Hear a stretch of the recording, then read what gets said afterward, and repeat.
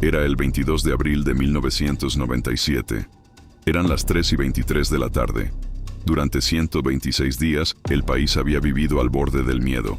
72 rehenes, ministros, diplomáticos, empresarios, militares y periodistas seguían cautivos dentro de la residencia del embajador japonés en Lima, retenidos por uno de los grupos terroristas más violentos del continente, el Movimiento Revolucionario Túpac Amaru, el MRTA. Afuera, el Perú entero contenía la respiración. Adentro, el silencio se rompió con una explosión. En segundos, el suelo tembló. Las paredes estallaron y comenzó una de las operaciones militares más audaces y más polémicas de la historia del Perú moderno. Ese día, el Perú recuperó su orgullo, pero también sembró una duda que hasta hoy no termina de desaparecer: el secuestro. Todo comenzó el 17 de diciembre de 1996. Era una noche de celebración. La residencia del embajador de Japón, Morihisa Aoki, albergaba una recepción por el cumpleaños del emperador Akihito. Asistían ministros, jueces, congresistas, diplomáticos, altos mandos militares y representantes de medio mundo. De pronto, un estruendo. 14 miembros del MRTA, liderados por Néstor Serpa Cartolini, irrumpieron armados, disparando al aire y gritando: «Somos el MRTA, esto es una toma revolucionaria». En cuestión de minutos, se apoderaron de la residencia y retuvieron a casi 800 personas. Su objetivo era claro: exigir la liberación de más de 400 emerretistas presos en distintas cárceles del Perú. Con el paso de las horas fueron liberando a mujeres, ancianos y trabajadores, hasta quedarse únicamente con 72 rehenes de alto perfil. A partir de ese momento, el mundo entero observaba. 126 días de cautiverio. Durante más de 4 meses, la residencia se convirtió en un campo de negociación. Un espacio tenso, impredecible, agotador. Los rehenes dormían en el suelo, comían raciones mínimas y pasaban los días bajo la vigilancia de jóvenes armados que, en más de una ocasión, entonaban cantos revolucionarios para mantener la moral del grupo. Afuera, el gobierno de Alberto Fujimori buscaba una salida pública pacífica, mientras en privado su círculo más cercano planeaba algo distinto. Una operación militar secreta que acabaría con el secuestro por la fuerza, bajo la fachada de obras de mantenimiento. Los equipos del Comando Chavín de Huántar excavaban túneles desde casas contiguas y jardines intervenidos. Durante semanas avanzaron bajo tierra en silencio, mientras el ruido del tráfico limeño y los vuelos de helicópteros militares disimulaban el sonido de los taladros. Los túneles llegarían justo debajo del salón principal de la residencia, y desde allí, la historia cambiaría para siempre. La Operación Chavín de Huántar. El 22 de abril de 1997, a las 3:23 p.m., llegó la orden. Una explosión controlada desde los túneles rompió el silencio. En segundos, 148 comandos del ejército peruano y algunos de la Marina irrumpieron por túneles, ventanas, techos y accesos laterales, avanzando con precisión quirúrgica. El operativo duró solo 41 minutos. Los comandos neutralizaron a los 14 integrantes del MRTA, aseguraron cada ambiente de la residencia y evacuaron a los rehenes en medio del caos y el fuego cruzado.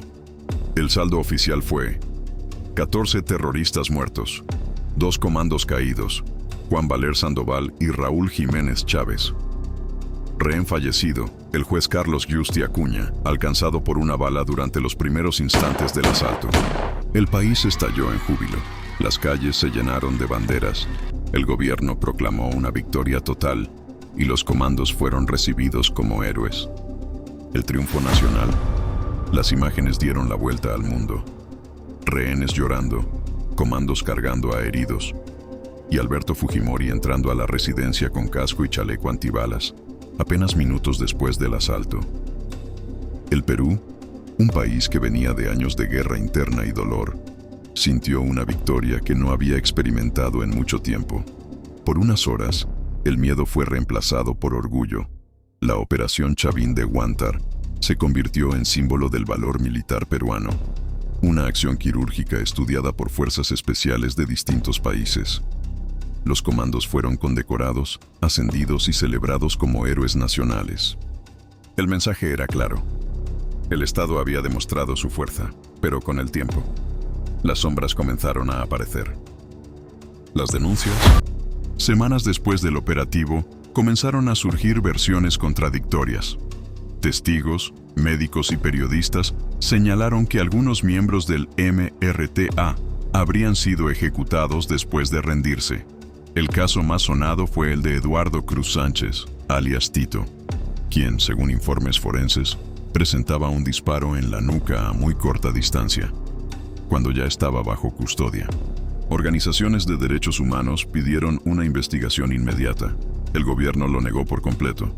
Fujimori insistió en que todos murieron en combate, pero con los años, documentos desclasificados, fotografías y testimonios de rehenes apuntaron a que al menos 1, y posiblemente hasta 3, terroristas fueron capturados vivos y luego ejecutados.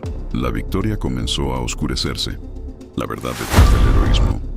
En 2003, la Comisión de la Verdad y Reconciliación incluyó la Operación Chavín de Huántar entre los casos que presentaban indicios de ejecuciones extrajudiciales. El caso pasó a la justicia ordinaria. Durante años se enfrentaron dos narrativas: la de los comandos que, para muchos, eran héroes que salvaron 72 vidas, y la de un Estado que, incluso en la victoria, habría violado derechos humanos. En 2015, la Corte Interamericana de Derechos Humanos emitió su sentencia. Reconoció el carácter heroico y legítimo de la operación, pero también estableció que al menos un MRTista fue ejecutado después del rescate, y ordenó al Estado peruano continuar investigando. El país volvió a dividirse. Para unos, los comandos eran mártires. Para otros, el triunfo militar ocultó una verdad incómoda. Los héroes y las heridas. Más allá de la controversia, la historia humana de los comandos sigue conmoviendo. Muchos de ellos eran jóvenes de provincias, entrenados en silencio, conscientes de que podían morir en el operativo. El comando Raúl Jiménez Chávez dejó antes de la misión un mensaje a su madre. Un adiós que, según relató su familia, decía algo similar a: si no regreso, no llores. Estoy cumpliendo con el Perú. Murió durante el asalto, protegiendo a un rehén que intentaba poner a salvo. El otro caído, Juan Valer Sandoval, dejó atrás a su esposa y a sus 2 hijos pequeños. Entre la gloria y la sombra, la operación fue, al mismo tiempo, una hazaña militar y una herida ética. Una historia donde la valentía y la justicia se miran de frente, sin ceder. El rescate salvó decenas de vidas, pero también mostró hasta dónde puede llegar el poder cuando se siente invencible, porque el mismo régimen que celebró el triunfo en Chavín de Huántar fue el que, años después, sería condenado por los crímenes de Barrios Altos y La Cantuta. Así, el 22 de abril de 1997 se convirtió en una fecha doble: la del orgullo nacional y la del debate que el Perú aún no cierra. Han pasado más de 25 años desde aquel día. Los sobrevivientes envejecen, y los héroes, los culpables y las víctimas comparten ahora el mismo destino: la historia. Cada 22 de abril, los comandos se reúnen para recordar a sus caídos. Y en los tribunales, nacionales e internacionales, los expedientes siguen abiertos, porque entre la gloria y la verdad, a veces hay un túnel tan profundo como los que cavaron bajo la Residencia. La Operación Chavín de Huántar fue, sin duda, una victoria militar, pero también una advertencia, que incluso en la guerra más justa, la línea entre héroe y verdugo puede ser dolorosamente delgada. Si esta historia te impactó, suscríbete a Historias Enterradas. Cada semana exploramos los episodios más intensos y polémicos de nuestra historia. Crímenes, misterios y verdades del Perú que aún siguen bajo tierra. Dale like, comenta y comparte este video para que el sacrificio de los héroes de Chavín de Huántar y las voces de quienes aún buscan justicia nunca sean olvidadas. Esto fue Historias Enterradas, donde las historias siempre serán contadas.